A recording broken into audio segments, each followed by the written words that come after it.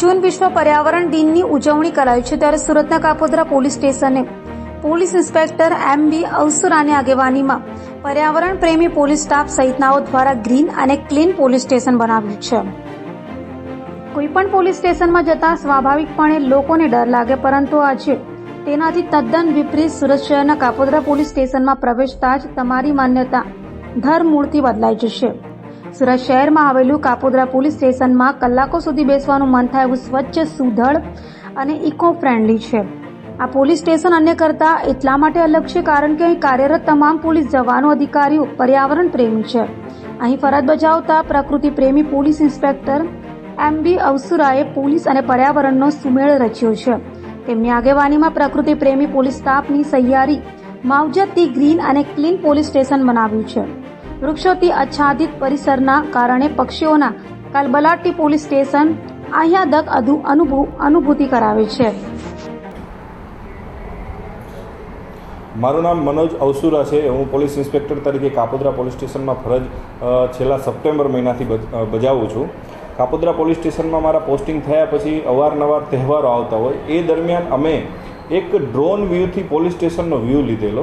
જે પોલીસ સ્ટેશનના વ્યૂમાં પોલીસ સ્ટેશન ખૂબ જ સુંદર દેખાતું હતું। પોલીસ સ્ટેશનની અંદર ખૂબ જ મોટી જગ્યા આવેલી છે અને પોલીસ સ્ટેશનની અંદર ઘણા બધા વૃક્ષો વાવેલા છે, પરંતુ તેની સારી રીતે માવજત થતી ન હોય અને નાનો એવો બગીચો પણ આવેલો છે, જે બગીચામાં પણ કોઈ વૃક્ષો સારી રીતે ઉછેરતા ના હોય અને ત્યાં મોટાભાગના માણસો વેસ્ટ કચરોને એવું નાખતા હોય છે। જેથી અમને એવો ખ્યાલ આવ્યો કે ખરેખર અહીંયા આટલી બધી સુંદર પર્યાવરણ છે, આટલા બધા વૃક્ષો છે, તો આની માવજત પણ કરવી અને વધારે જગ્યા પણ અમારી પાસે છે, જે જગ્યામાં જૂના વાહનો પડ્યા રહેતા હતા, કટાઈ ગયેલા, જે જૂનો મુદ્દામાલ પડ્યો રહેતો હતો અને ઘણી બધી જગ્યા પોલીસ સ્ટેશને રોકતા હતા। જેથી એક વિચાર આવેલો કે આ પોલીસ સ્ટેશનમાં આટલા બધા વૃક્ષો છે, તો વધારે આ વૃક્ષો વાવી અને વધારે સુંદર આ પોલીસ સ્ટેશનને બનાવીએ અને ઇકો ફ્રેન્ડલી પોલીસ સ્ટેશન બનાવીએ। જે અનુસંધાને અમે વૃક્ષો વાવવા માટેની પ્રક્રિયા ચાલુ હતી, મુદ્દામાલ હટાવવા માટેની પ્રક્રિયા ચાલુ હતી। તે દરમિયાન અમારી મુલાકાત સુરત શહેરના ગ્રીનમેન તરીકે ઓળખાતા વિરલભાઈ દેસાઈ સાથે થયેલી। એમની સાથે મારી મુલાકાત થયેલી અને અમે બંને પોલીસ સ્ટેશનમાં એક જોઈન્ટ વિઝિટ કરી અને વિઝિટ દરમિયાન અમે નક્કી કરેલું કે જગ્યા ઉપર એક સારો સુંદર વન બનાવીએ, સૂત્રો મૂકીએ અને પર્યાવરણ અને પોલીસને મિક્સ કરી અને પ્રજાની સેવા કરીએ।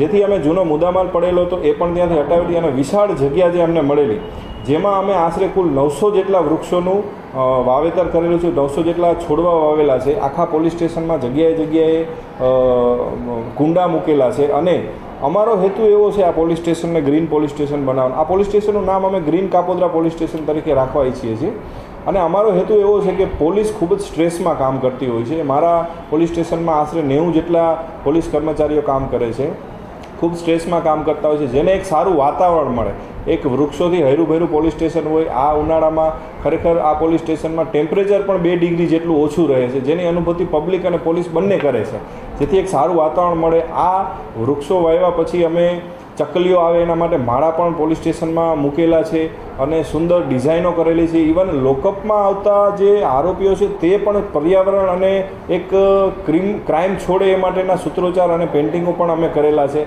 અને ભવિષ્યમાં આ પ્રક્રિયા હજી ચાલુ જ રહેવાની છે। વોટર હાર્વેસ્ટિંગ સિસ્ટમ અને સોલાર પેનલ આ બધું મૂકી વરસાદમાં જે પાણી વેસ્ટ જાય છે એનો કેવી રીતના ઉપયોગ કરો, આ બધી સિસ્ટમ અમે ધીમે ધીમે ચાલુ જ કરવાના છે અને આ આખો પ્રોજેક્ટ હજી અમારો ચાલુ છે અને અમારો મેઇન હેતુ પોલીસ સ્ટ્રેસમાં છે એને સારું વાતાવરણ મળે, પબ્લિક પોલીસ સ્ટેશને આવતી હોય એક સારું ફિલિંગ લઈને જાય, ગુડ ફીલ લઈને જાય કે ભાઈ પોલીસ સ્ટેશને ઘણીવાર ઘણા પબ્લિક આવતી હોય તો એક ડર સાથે આવતી હોય, પણ ખરેખર પોલીસ પ્રજાનો સાચો મિત્ર છે। એ સાર્થક કરવા માટે પણ આ પર્યાવરણ ખૂબ જ ઉપયોગી છે અને આપણો જે હેતુ છે કે સારું ઓક્સિજન, સારું વાતાવરણ મળે અને સારી જગ્યાએ કામ કરી શકીએ તો એનું આઉટપુટ પણ ખૂબ જ સારું મળે અને એના હિસાબે પોલીસને અને પોલીસના પરિવારને પણ સારું વાતાવરણ માટે આવો અમે પ્રયાસ કરી રહ્યા છીએ।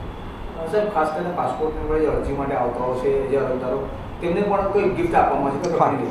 અમે એવું પણ આયોજન કરવાના છીએ કે પોલીસ સ્ટેશને માત્ર ફરિયાદીને આરોપી નથી આવતા, સારા માણસો પણ આવે છે અને જે કોઈને કોઈ પ્રકારના એનઓસી લેવાના, પાસપોર્ટ માટે હાલ તો પોલીસ સ્ટેશને આવવાની વ્યવસ્થાઓ નથી, પરંતુ ભૂતકાળમાં પાસપોર્ટ માટે આવતા અને કોઈને કોઈ કામ સબબ પોલીસ સ્ટેશન આવતા, ઘણા વડીલો પણ પોલીસ સ્ટેશનને મુલાકાત લેવા આવતા હોય છે। એસપીસીના બાળકો, કેડેટોને પણ અમે બોલાવતા હોઈએ છીએ પોલીસ સ્ટેશનની વિઝિટ કરવા માટે। જે બધા માટે અમે એક એવું આયોજન કર્યું છે કે એ બધાને એક વૃક્ષ અમે એક છોડ ગિફ્ટમાં આપીએ, જેથી કરીને એને પોલીસ સ્ટેશનમાંથી એક છોડ મળે છે અને યાદી રહે અને એ વૃક્ષ વાવે તો એને પણ એક આખી જિંદગીનો આનંદ મળે, એવો પણ અમારો પ્રયાસ છે.